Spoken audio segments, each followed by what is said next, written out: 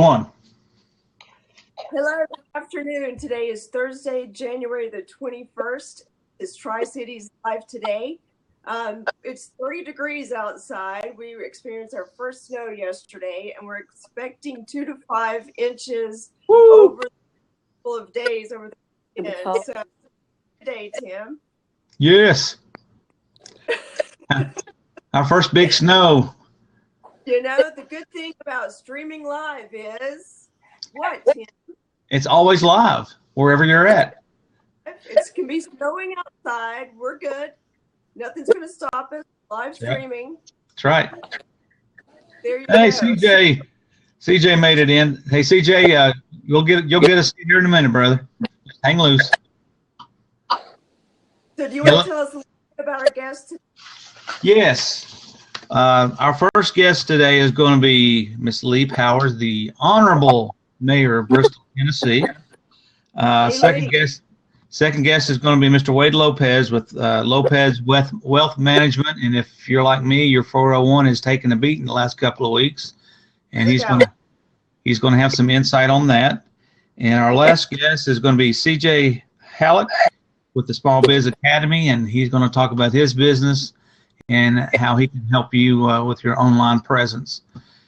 So, with that being said, I'm going to get out of here, and we're going to roll the introduction, okay? Awesome. Great. Welcome to Tri-Cities Today Live.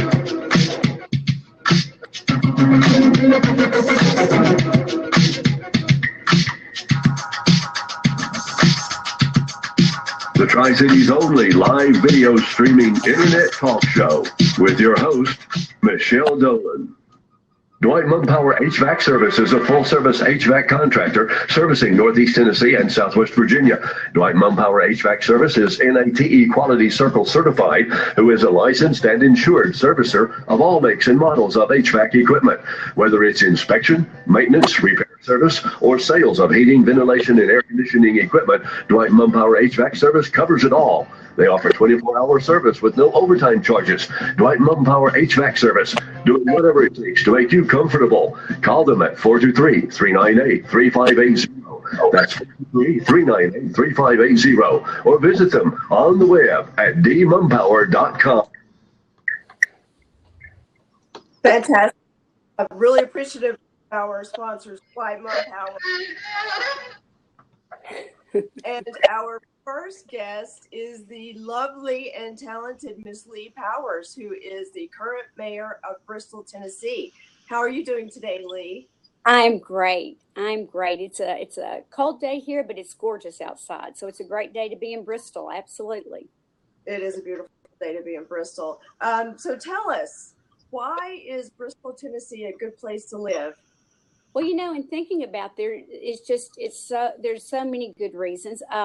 But I think one good reason is because of the people that are here and because of what we have to offer that's very authentic in today's society. We know that millennials are very mobile and are very tech savvy. And so we believe that we have so many great things going on that appeal to all ages. You know, quality of life and quality of business experience and quality of working environment are all three critical to any city success. And so, you know, just to talk about the quality of life a little bit, I think it's important to note that we are the birthplace of country music. A lot of people think that it may be Nashville or some other area, but the 1927 session solidified that for us. And I have a link that will take you to the birthplace of country music so that you can see exactly what our museum has to offer and our festival, Bristol Rhythm and Roots. We were just named the first of this week as one of the top 31 festivals by Rolling Stones magazine. So we're very excited about that. I have a link to share with that as well. We've hosted Mumford & Sons, Emmylou Harris, big names, St. Charles and the Broken Bones, and up and coming. Our festival, we hope, is one where it's cutting edge and we're catching artists on their way up. And then we're once they're up, they come back just out of difference to the fact that they love Bristol and we're the birthplace of country music. Along with the music, I'd be remiss if I didn't mention that little last great Coliseum down the road about a mile and a half from where I am right now, Bristol Motor Speedway. A lot of people think that Bristol Motor Speedway just hosts 2 big races a year, and they don't. They have over 360 events a year, almost one for every single day of the year. It's a great venue, but this year they're doing something a little bit different. They're going to have the battle at Bristol, and on Friday, our chamber did the kickoff for that here in Bristol, and with very highly anticipated. We had the commentator for ESPN in and talked a lot about it, and September 10th is a big day for us. That's going to be a really big day, and so I'm hearing rumors that this is going to be one for the Guinness Book of World Records. It is, and it's pretty much sold out right now. So if you got a ticket, you have a real gem in your possession. So we're real excited. Whether you're a Hokie fan or a Tennessee Volunteer fan, it's going to be a great weekend. Really excited. We're expecting, as far as viewership, if we don't know if it's going to land on ABC yet or ESPN. Through ESPN, we'd have over 90 million viewers. Through ABC Sports, we would have over 140. So that's yet to be determined. But this is going to be huge for not only the country, but for the world to get a snapshot. So we have the night race in Bristol, which is in August, listed as one of the top 10 sporting events in the world. It is. So they're going to have the largest football game, college football game also. So that's 2 really big assets to have, being the birthplace of country music and then having something like Bristol Motor Speedway. And how do those two combine to create a culture? Well, I always tell my story. Another thing that's great here in the mountains of East Tennessee is the craft breweries, and moonshine has become a great thing. It's legal, and the moonshiners came down out of the mountains and trying to stay ahead of the federal officers. And so dirt racing became very popular, which was the mother to NASCAR today. And through all of that, we had people singing about it out of the mountains and singing about church and singing about a lot of things. So when you put those 3 elements together, you have the essence of who we are here in Bristol. And, a lot of people may not understand that we are also a very educated area. We have King University. Our school system ranks very well in the state. We have Northeast State Community College that is in downtown Bristol. We have our gorgeous downtown area. And Northeast State is a real asset, as is King University, because it has programming specific to music and music development and entertaining. So you would have to go to probably some of the universities in Nashville, Belmont University, to have a program similar to this. So we're just real proud of our heritage. Along with that, military.com has listed Bristol as the South Holston River as number 6 in the nation for fly fishing. Wow. It's quite an honor. If you'll go to the link, it can tell you, what the waters are like and the temperatures. It's pretty awesome. It is pretty awesome. And so we have the Bristol Country Music Museum downtown, and the downtown area is very vibrant. What else going on downtown? Well, there's music downtown every night. We have several restaurants and bars and venues that are music specific. And any night of the week, you can go downtown and experience music. And it's great music. And there's a diversity of music. In our festival this past year, we had a real diverse lineup. We had over 100 different artists that came in. And I think that's reflected on a day-to-day basis in downtown Bristol. We've got a real diverse group of restaurants, and we've got music that's taking place in most all of them every night of the week. So the music is great. Our shopping is great. We are in historical downtown. There's a lot of good antique shopping, as well as some outstanding men's and women's retail. So downtown it's a great place, a lot of great parks. It's a very walkable community. So we're excited about downtown. We're looking forward to doing even more renovations downtown in the not too distant future. Great. Well, when you mentioned shopping, I know there's a new shopping center at exit 74. What's going on here? Absolutely. Well, talked a lot about the Pinnacle and that new development. It is truly a destination retail facility. And the great thing about it is that online to a great degree. And we know that before Black Friday, we had anywhere from 9,000 to 10,000 cars a day going into the Pinnacle. And we know that after Black Friday, we had anywhere from 22 to 25,000 cars a day going into shops. So it is well underway. There is still yet another parcel that is in development. And I think when those announcements are made, it will be absolutely mind-blowing. It will be unlike anything between Nashville and Roanoke. So we're excited about the Pinnacle. When you talk about economic development in Bristol, retail shopping is so important because it speaks to the climate and the quality of life. But a few other things that play into who we are is our Bristol, Tennessee Essential Services. It is the city owns this utility. It is a part of the city. And it's really exciting because, about 2 or 3 years ago, we heard a lot about Chattanooga being the fastest community in the nation. What was not made known by our dear friends and sisters down in Chattanooga was that they developed their gigabit platform off of Bristol's. And they promoted it really well, and we're in the process of really trying to get out there and to promote ours even more, because it's the services that we offer through Essential Services that make it possible for so many of our manufacturing businesses, as well as our local businesses, to be successful. Very good. So how's the housing area doing? Housing is good. We have 2 new developments of apartment housing. That one is going in at Lavender Lane and one is going in at the Pinnacle.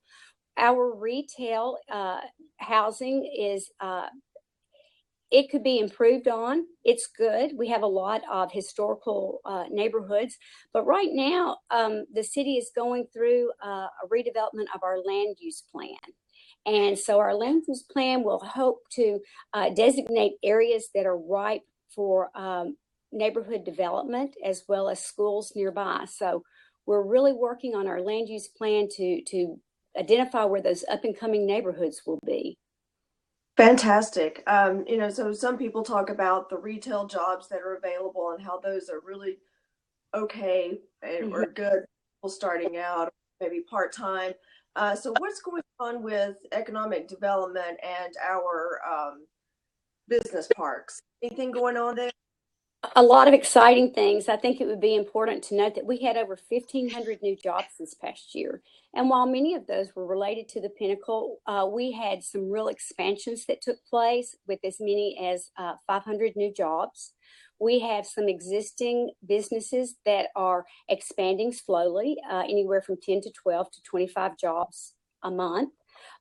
We have Partnership Part 2, which we have in partnership with Sullivan County Networks. I've got a link for that and a link for the city of Bristol. Partnership Part 2 is a great industrial park.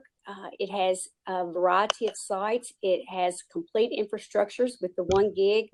And TDOT, Tennessee Department of Transportation, is going to be running a second access road in that will make it even more viable. So it's in contention right now for several different projects. So we're excited about that and excited to be a part of Sullivan Networks partnership. So manufacturing it looks like it's going to, have some legs of growth here, and we're always in the pursuit of new businesses. Fantastic. So in summarizing up, and people that are thinking about moving to Bristol or coming to Bristol to do business, what would you say to them? I would tell them to come home, that it's a great place to be. We're top 4 in the state of Tennessee for millennials and for entrepreneurs, and we're taking a really good look right now of trying to develop an accelerator in a private-public partnership to put together makerspace, to provide some materials for that, and to just encourage people to pursue their dreams. And it goes back to the 1927 sessions, doesn't it? You know, we had Carter family come down out of the mountains to pursue their dreams. We had NASCAR come in here to pursue their dreams at BMS. We've got a developer that's pursued his dream with retail development. We are a people that are very forward thinking, and we want to help you embrace and accomplish your dream. So come to Bristol. We're ready.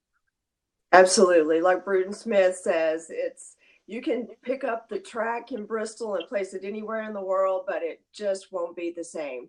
It's not Bristol, because Bristol's all about the people, baby. It is. It is. In closing, then, Lee, what's the vision for Bristol moving forward? Where do you see Bristol in 5 to 20 years?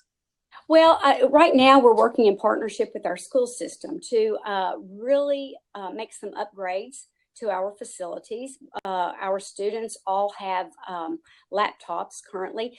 We're very focused on having a ready workforce.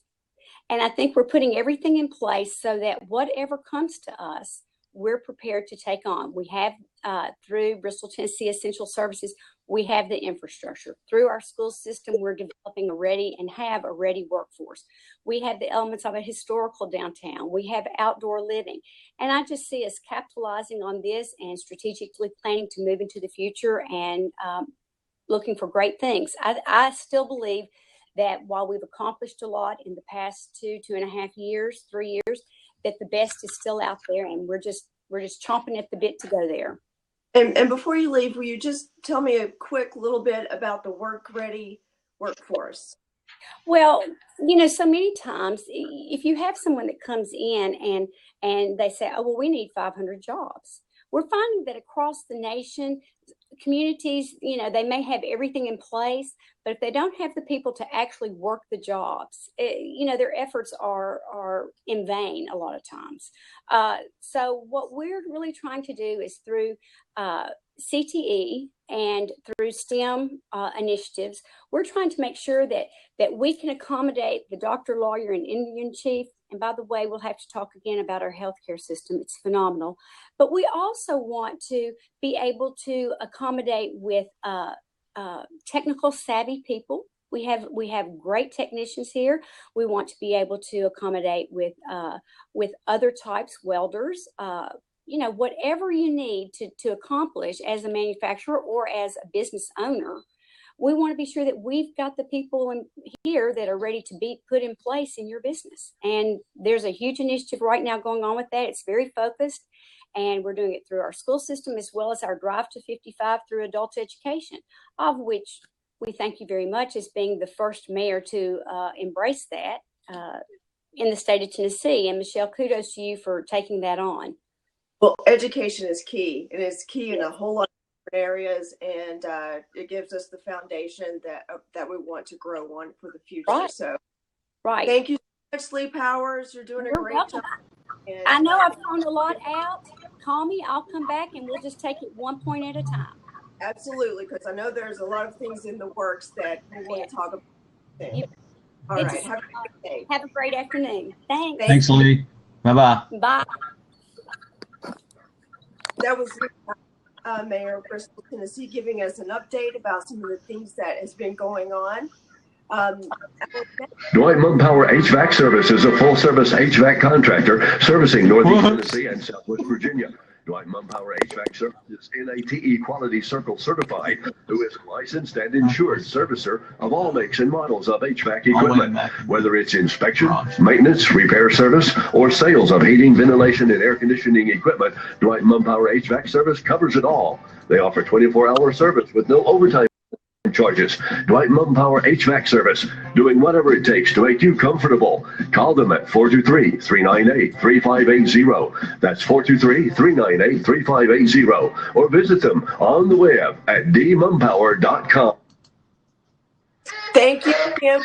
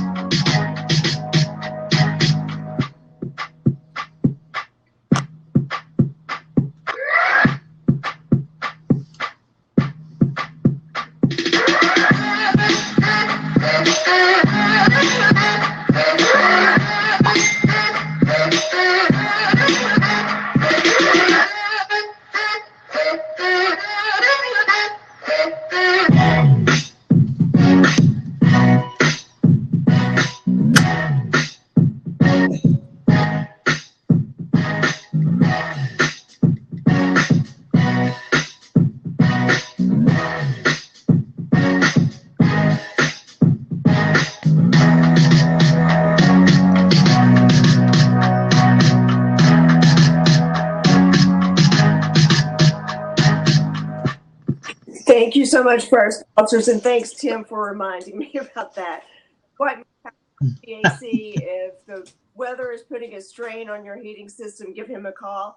And if your office is getting dirty and needs some tidying up, Clean Ride is the people to go to. Second guest today is Mr. Wade Lopez with Lopez Wealth Management. How are you today, Wade? I'm doing great. Thank you, Michelle. How you doing? Very good. I'd say you can't be doing too bad if you're in Florida, right? Yeah, I'm at the lovely Sand Pearl Resort in Clearwater Beach, and it's I hate what everybody's having to go through. I don't know if I'll be able to get home on time or not. I'm gonna have to kick it out a day or two longer. Very good. So tell us a little bit about your business, Wade. We're a wealth management firm in Abilene, Virginia. We are what we call full service wealth managers. We concentrate on financial planning, kind of life mapping for clients and family-owned businesses. Do use two different platforms, Persian and also TD Ameritrade. Okay, Tim, how's that audio coming through? Yes. I think. Wait, do you have any earbuds or headphones? Okay. You might want to turn yours down just a little bit more. Now, it's hard for me to hear her, and I'll turn it down when I answer. Is that okay? Okay, very good. So you are a wealth management company. How did you get involved in that? I actually started right out of college, working with a group. Went a bunch of mergers in the first 4 years. We went from Shearson, Lehman, Hutton. I mean, it just back in 1986, just merger after merger. But I decided I ended up with IDS Financial Services, and of course got bought by American Express. In 2001, we decided we wanted to be truly independent, and have been so ever since. Fantastic. So what in the heck has been going on in the market? Yeah, that's the $1 million question right now. You know, the funny thing is, the market seems to be in panic because of they're expecting sharp economic decline, and so far, that hasn't happened. I know the Dow Jones having a good day today. We're back above 16, but there's no signs of stress in the broader market. So, it's kind of hard to figure out what's going on right now, to be honest with you. Okay, well, what about the price of oil? Does that have any effect? Yeah, and I'm not sure if you got the slide there. I got to tell you that we're really pretty happy with where oil is, because it's really since the Vietnam era. We don't really, and I use this term loosely, but I kid around that OPEC is a cartel. And for the first time since I've been in the business, really, oil prices, as you'll see by this graph, are actually being priced by supply and demand. And so for somebody that believes in the free market enterprise like I do, I think that we're seeing that instead of someone controlling the market irrationally, we're starting to see oil prices move based on supply and demand, which is exactly the way we think it should be priced. Yes, free market enterprise, the best pathway to prosperity. And so speaking about free market, well, what about China? Well, that's a good question. And, it kind of goes back to, we're a little confounded because basically the Chinese government said that they thought their economy would be growing down to a pace of 6.9%. And for the fourth quarter, it looks like that's exactly where they hit. The problem really is, that the circuit breakers have gone off 2 or 3 times. I'll tell you that the reality with China is, 15 years ago, let's say, the biggest markets were basically government-owned enterprises. And now 2/3 of that market is are individual or corporate-owned entrepreneurs, which, kind of goes with our belief that, individuals and privately held companies will always outperform government. And I think the Chinese are starting to find the same thing, which is, again, from a I don't know that you can ever call China a free capital society, but it's appearing that they're leaning more that way. Yes, and along with more of the regulation for air control, that's kind of balancing out the trade that we have with China. So talk a little bit about emerging markets. How does that affect what's going on in the U.S. Well, economy? actually, it's affecting it. The problem with emerging markets, quite honestly, is that from 2003 to 2006, world trade grew faster than the long-term average growth, which was 5%. During 2015, world trade grew by only 1.7%. So that really puts pressure on emerging markets. But also what does is the fact that debt in emerging markets increased from 150% of GDP in 2009 to 195% in 2015. So when you have the Fed, where we're raising, they're starting to tighten monetary policy, we see that as extra stress. And we have a lot of credit issues that, quite honestly, we think it's going to be a really rough year for emerging markets. Now, Wall Street Journal put out a couple weeks ago that they felt like, because emerging countries have been through this, about 12, 15 years ago, but they think they have a lot of assets set aside to kind of weather the storm. I hope they're right. We'll know in 6 to 9 more months, but at the end of the day, I'm more concerned with emerging markets than I am anything. And the real issue becomes if GDP could surpass as much as in excess of 200% of debt for GDP. That's horrible. Okay, well, what do you think about the interest rate in the U.S.? I'm sorry, can you repeat that? Yes, what do you think about what's going on with the interest rates here in the United States? Okay, so the interest rates, right now, you might want to pull up the slide about the Federal Reserve. Yeah, so the real issue becomes, did the Federal Reserve do the right thing by raising rates and tightening monetary policy? So the questions are, how are rates going to continue to increase? How are investors going to react?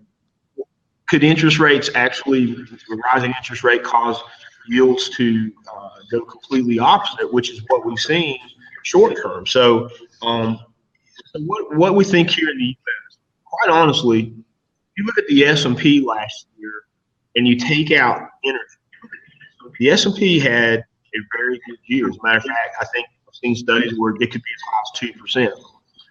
Now, the weird thing about energy is we have, I forget the number of mom and pop oil producers, which, you see that if you travel through Kentucky, you'll see the pumps in the backyard. But there's somewhere in the neighborhood of, I think 1,800 just on the East Coast alone. But when it gets to a certain point, they're just going to turn that off. And we may have hit that point yesterday, although oil's rebounded today. Some people say the cutoff's 28.5. Some say the cutoff is 30. Whatever the cutoff amount is, when the mom and pop companies hit that switch and that oil supply turns off, we're going to see a turnaround in supply and demand. As a matter of fact, the International Agency, which is a Paris-based organization that looks at futures prices for consumption of oil, predicts that what their fear is that supply is going to be cutting off dramatically again. When we talked about a minute ago with the graph supply and demand being priced, they think that by the year 2020 we'll see oil already above $80 a barrel. Okay, we've heard a lot over the past presidential term about the Keystone Pipeline, about fracking, and how Obama is putting so many regulations on our oil industry that they can't hardly function. Tell us about, this is a presidential year. Do you think that the presidential election will have any effect on the markets?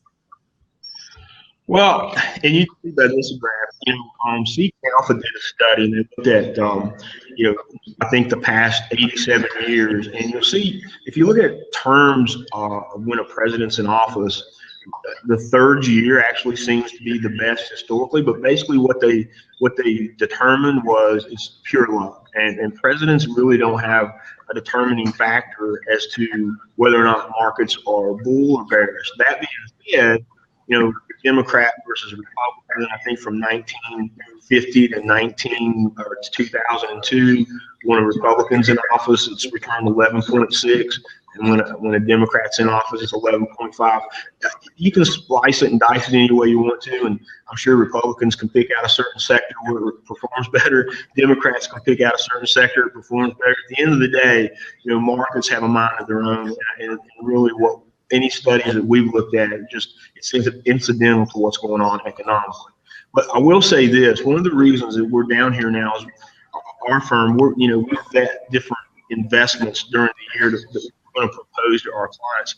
And I will say, one of the things we listened today and yesterday are, alternative energy sources such as wind and solar and that sort of stuff. And so, energy is a big deal, and it's devastated our area. And I'm very unhappy personally with how it was taken away and the footprint it's leaving, in Southwest Virginia, particularly where we live.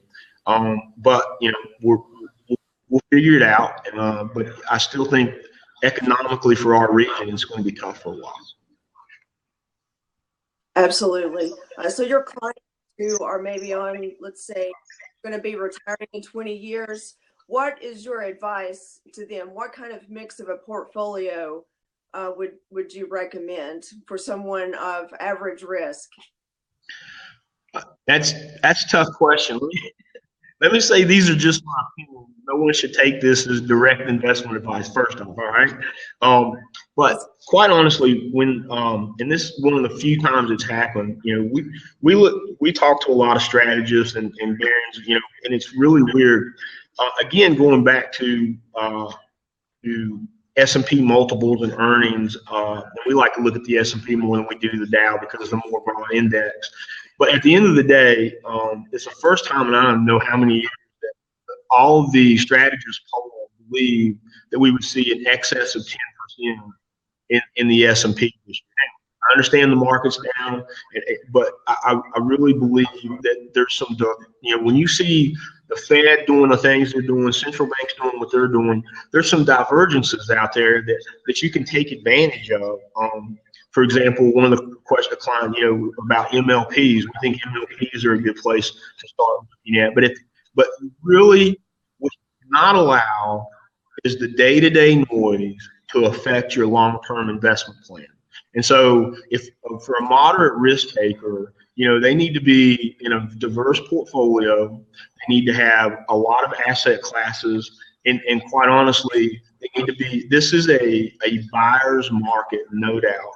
And for people putting money in 401ks, my advice to them is do not stop your investment plan. As a matter of fact, now's the time to kind of, take a deep breath and put, if you've been doing $100 a month or $250 a month, try to put an extra $25 or $50 because I think that if you look at sometimes things are we say, if I'd have known now what I know then, things are as obvious as the nose in the face. And I think all of us believe that in 5 years, oil prices are going to be higher than they are today. And maybe you don't like investing in, in the big oil companies, but I got to be honest with you, their multiples where they are, the dividends that they're currently paying, some are paying 4%. I think you can see nice double-digit returns in these types of investments over the next 5 years. Okay. One thing that we seem to be seeing around the world and also here at home is terrorism. What effect does terrorism have on the stock market? Unfortunately, it has an effect, but what we're finding is that the world is becoming more numb to it. And I don't mean that, I'm talking about the market as a whole.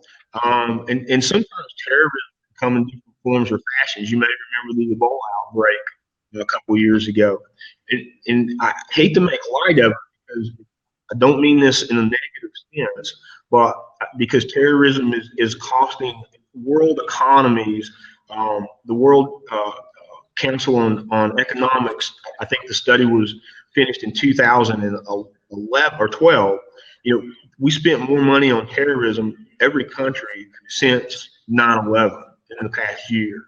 So if you look at that, it creates a lot of issues, but the market's becoming more and more numb to it. And it's a bad thing, but it's also a good thing for long-term strategy. That being said, there's different types of terrorism, whether it be environmental or whatever. Again, that creates a divergence. For example, Ebola, we saw the airline company stock drop tremendously, and we found an opportunity there because we knew that's oil prices coming down, et cetera, et cetera.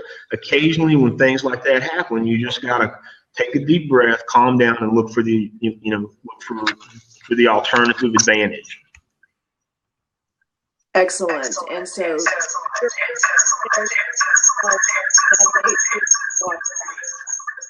getting feedback. Yeah, I am. I'm sorry, I missed that. All right. So there's a lot of things going on with interest rates and oil and China and terrorism.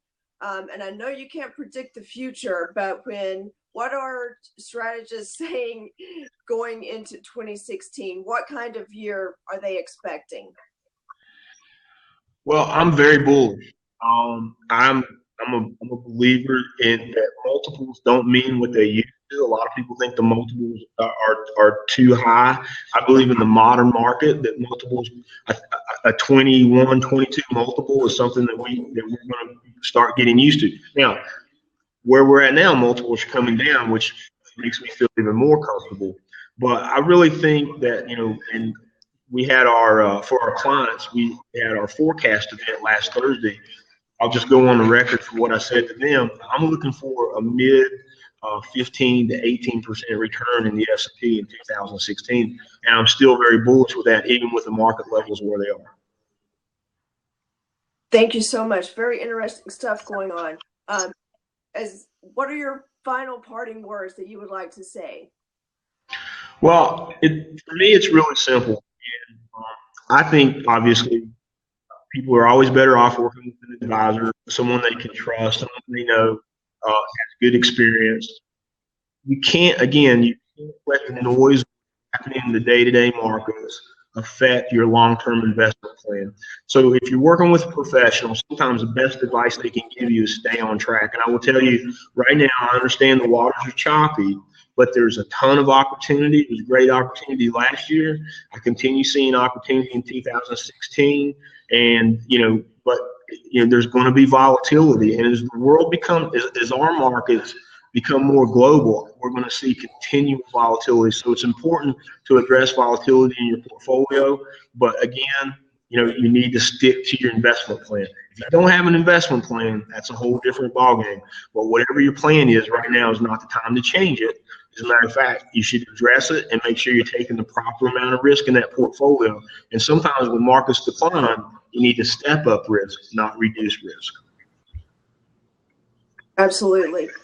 Wade Local, everyone, if you're not seeing a financial advisor or if you would like to get a second opinion, please give him a call. Where's your office located? What's your contact information? We're in Abingdon, Virginia. We have a couple offices, but the one in our region is in Abingdon, Virginia, and we're right there on Main Street. People kind of famous to what used to be Morrell's Shoe Store, but it's not there anymore. We're in the building right there at 955 West Main Street, and they can look us up by at our website right there. But I really appreciate you guys allowing us to be on, and look forward to talking with you in the future. Absolutely, and be forewarned, you may be to some snow. Well, if I have to stay here, then I have to stay here. That's all I can tell you. All right. Thank you so much, right. Wade. Thank you. And now if we can have a word from our sponsors, please.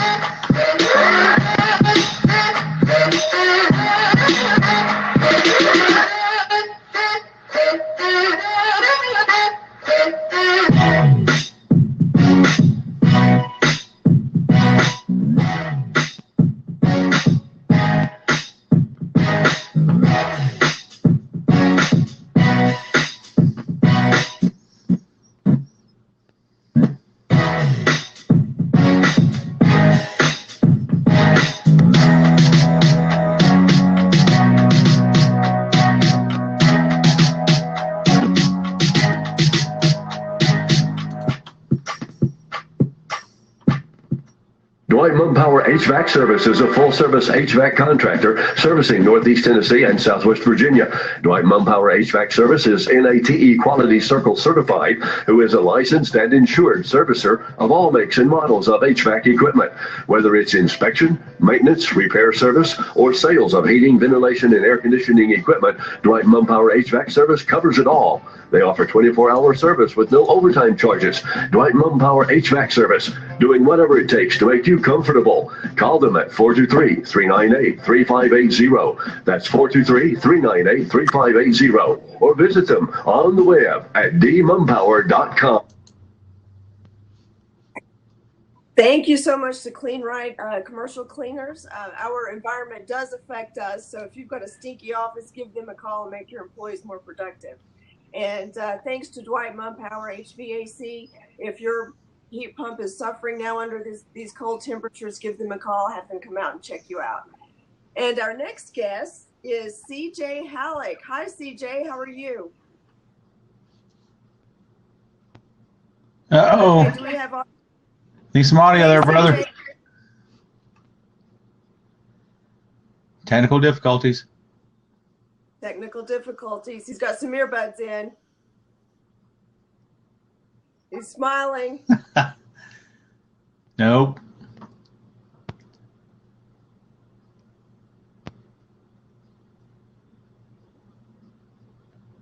Nope.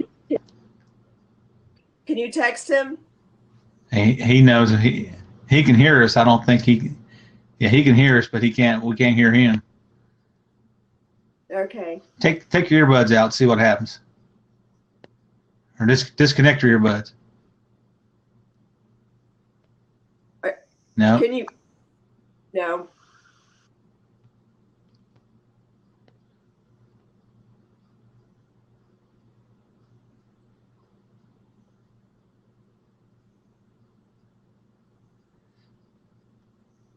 Have you disconnected your earbud?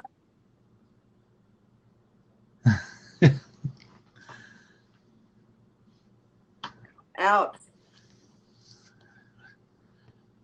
Looks like he's going for a backup. Yeah, he's gonna try something else. Okay, going to the smartphone.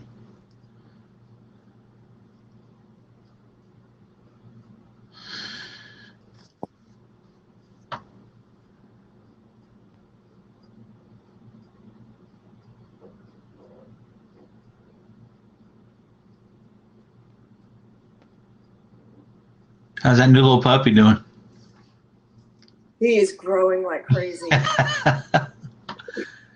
He's eating a lot. He's already learned how to go up and down the stairs. I bet that's a sight. It is a sight.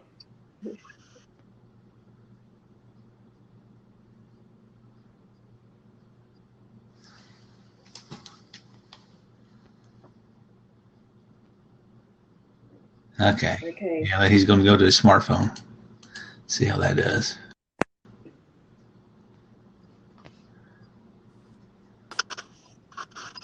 I hear noise. All right, can you hear me now? Hey. There he is. Sorry about that.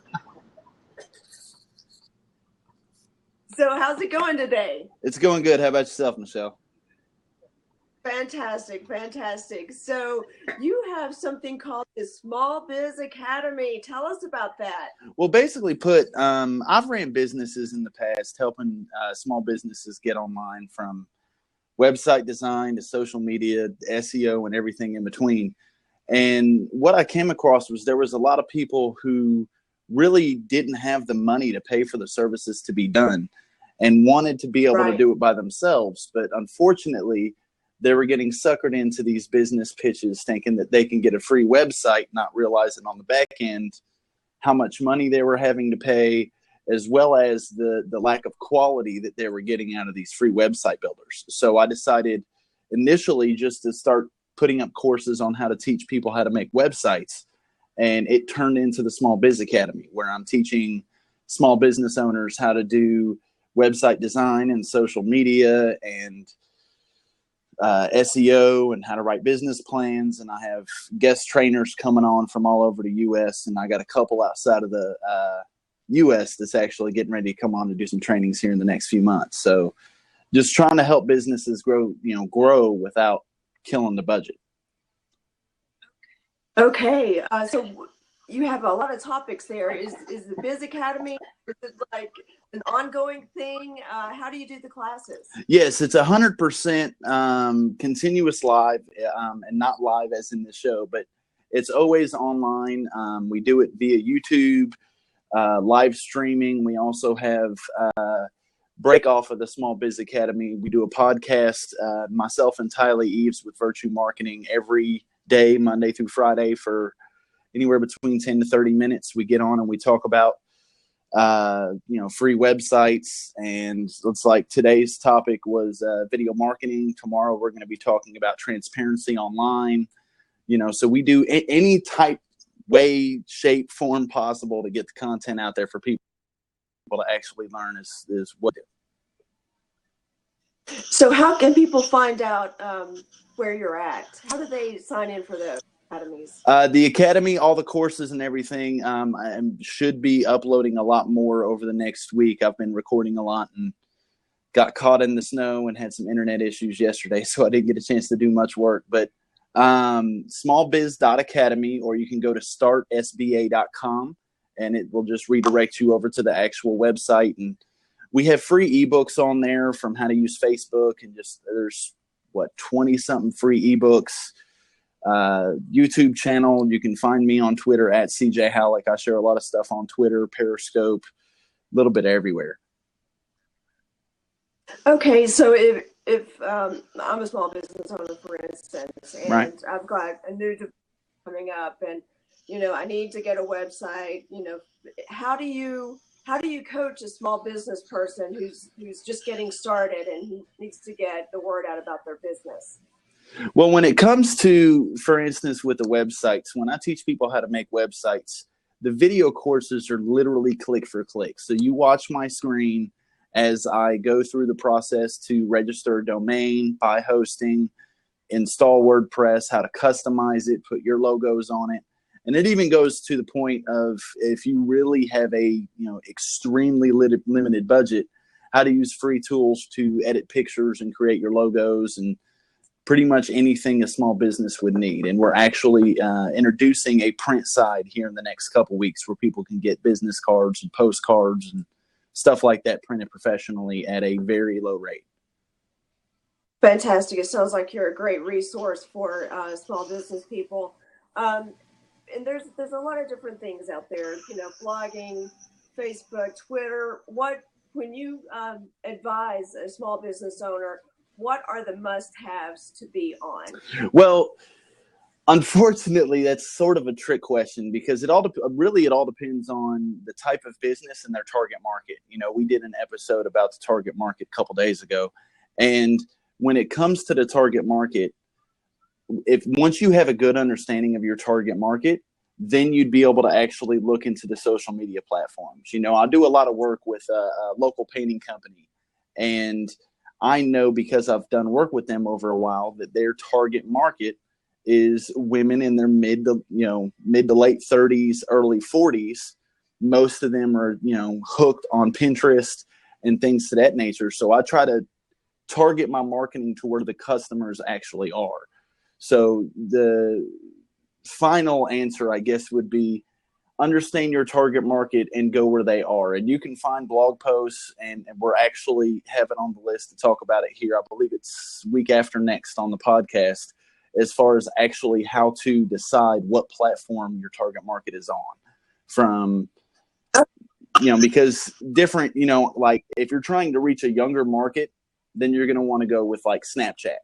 And of course, almost every business should have a Facebook page. I believe every business should have a Twitter account, and Pinterest could be helpful for probably about 75% of the businesses out there, just from the, lead generation side and putting good content out and driving traffic through Pinterest to your website and your other call to actions.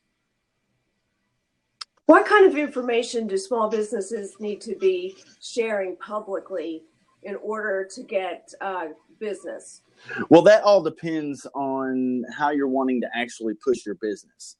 There are businesses, like I said, today's or tomorrow's topic on the podcast is transparency online. And that's pretty much what we're a lot of what we're going to be talking about is you have to understand where you're sharing too much and too little, but you want to make sure you're sharing things that your end user wants to see. You can go in and we'll just use an accountant for an example. There's so many things that they can talk about that they find interesting, but their customers may not, because I'm not a numbers person, believe me. And when it comes to stuff like that, so you have to try to walk the fine line of what you think is interesting, but also put yourself on the other side and share the things that your customers or potential customers would find interesting. You can do updates on how new employees, you can do updates on any new services and things like that via, status updates or tweets or a blog post. If you hire someone new, just say, we'd like to welcome to the team John Doe, who's going to be a great, addition to the team, things like that. Just putting out content about the business and growing the awareness of who you are and the type of business that you run. Okay, so if you have a small business person who knows that they need to utilize these things and they're not quite sure of how they're going to do it, now, can they hire you and have you do those things for them? I do not actually do the work. I have a partnership through Tylee with Virtue Marketing. They handle a lot of my social media stuff, not my personal stuff, but when I come across clients that need the management, they're the only people outside of, unless you have a huge business and can afford it, VaynerMedia, that I would trust, which is Gary Vaynerchuk's social media company up in New Jersey. And I think they just opened one a couple months ago in Chattanooga that does, but their target market for them is Fortune 500 companies because it's very expensive. But I do everything through Virtue. They're amazing. It's who I would highly recommend when it comes to management. I'm trying to get to the point to where I teach the people how to do it. And even if it gets to the point where if they don't have the necessarily funds to hire Tylee on full-time or whatever, they can hire on a small, you can get a high school student or an intern or somebody, and they can go through the trainings that that I'll be putting up and things like that will teach them how to run the business right for that person. Fantastic. So somebody that's going into business, what's your advice for them as far as marketing? The first thing, the most important thing is first do a trademark with your business and make sure that you're not starting a business that someone else owns a trademark on, and figure out your target market. Once you get those two things complete, especially the target market, because it doesn't matter, the website, social media, everything will focus around the target market. So you need to make sure that the colors and the images that you use on your website and on social media are things that would be appealing to your target market, because that's going to be what's going to actually run your business from now until you sell it for millions of dollars. Hey, a wealth of information. CJ Halleck. How can people get in touch with you? You can reach me on Twitter at CJ Halleck. It's at CJ Halleck on almost every social media platform: Peach, Twitter, Instagram, Pinterest, Facebook, everywhere. Or click on the links on the right-hand side of the screen.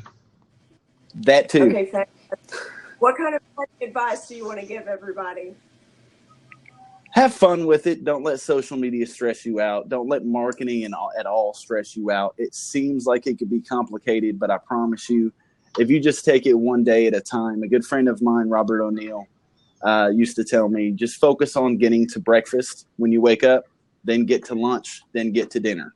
If you can do that, nothing in the world can be, hold you back. Just focus on one thing at a time. Don't let social media overwhelm you. Fantastic. So if you're a small business owner and have questions, look up CJ Halleck. He's got lots of teaching things. He will teach you how to do your own marketing. And it's been a pleasure having you on the show. Thanks so much for coming. Thank you so much for having me, Michelle. Thanks, CJ.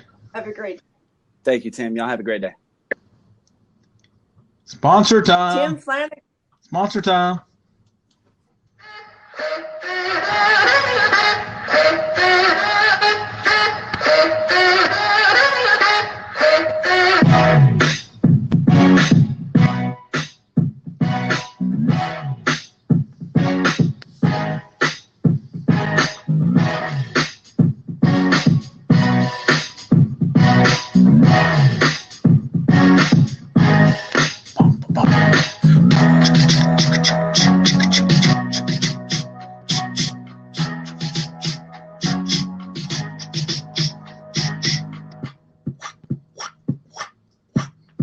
Whoop.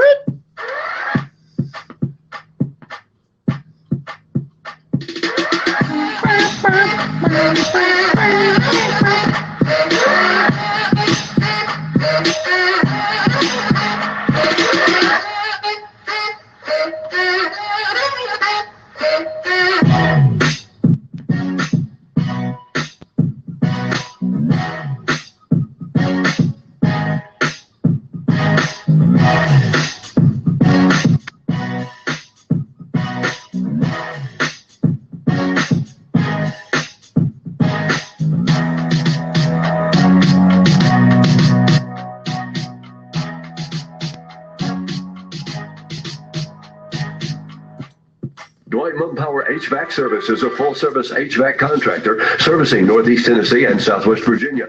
Dwight Mumpower HVAC Service is NATE Quality Circle certified, who is a licensed and insured servicer of all makes and models of HVAC equipment. Whether it's inspection, maintenance, repair service, or sales of heating, ventilation, and air conditioning equipment, Dwight Mumpower HVAC Service covers it all.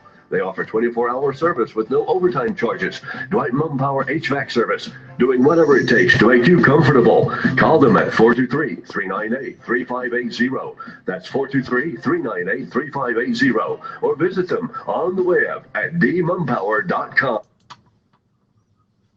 Great show today, Tim. Yes, I thought it went very well. Good information. Lee Powers, Bristol, Tennessee mayor, talking about what makes Bristol a unique place to live and do business. Wade Lopez with Lopez Wealth Management, telling you to hang in there in the market and don't change your long-term plan. And CJ Halleck, that can teach you to do any kind of marketing and stuff for yourself, for your small business. Yes, good show. So what do we have on the agenda for next week? Well, next week we have a wellness show with Dr. Todd Muncie with the Muncie Family Chiropractic and Sports Health Center. Ella Odom with the new Weight Watchers program, and Michelle Stallard with Anytime Fitness in Bristol, and she's going to have a big announcement coming up next week. Hopefully all the things will work out where we'll be able to have that big announcement about the changes coming up in the Bristol Anytime Fitness.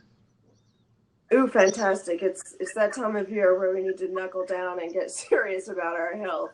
Those New Year's resolutions. You can't. Here, let me. For those of all of you who watch it, see that little sign? Let me get my head right. There. That's my new lead capture program for realtors, and I dare anybody to text that number or text that number to that other number and see what happens. I dare you. Go ahead. I dare you. Go ahead. All right. Go ahead, Michelle.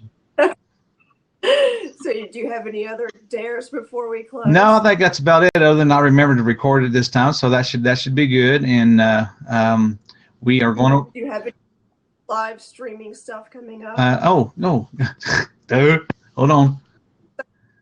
Yes, I do.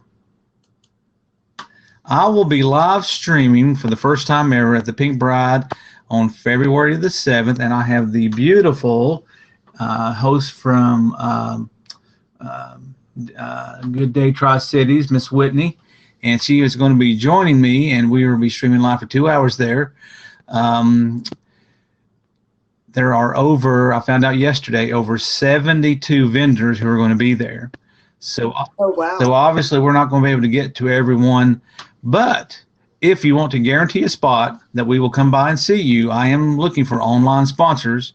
For only $75, you will get your ad up on my website and on the live stream event page, and you will be guaranteed that we will come by and talk to your booth or talk to your business at your booth during the bridal show. So that's a real exciting. I'm really looking forward to that. That's going to be a lot of fun. Absolutely. Looking forward to hearing more about that, and also our guests that are coming up next week. That'll be really good. And it's a little after o'clock, Thursday, January the 21st, Tri-Cities Today Live. We appreciate everybody tuning in, and we hope everybody has a really great day. And be sure and check us out again next Thursday at noon. All right, thanks, Michelle, and we'll go and get your microphone fixed next week. Okay, awesome. Thank you. All right, bye-bye. Bye.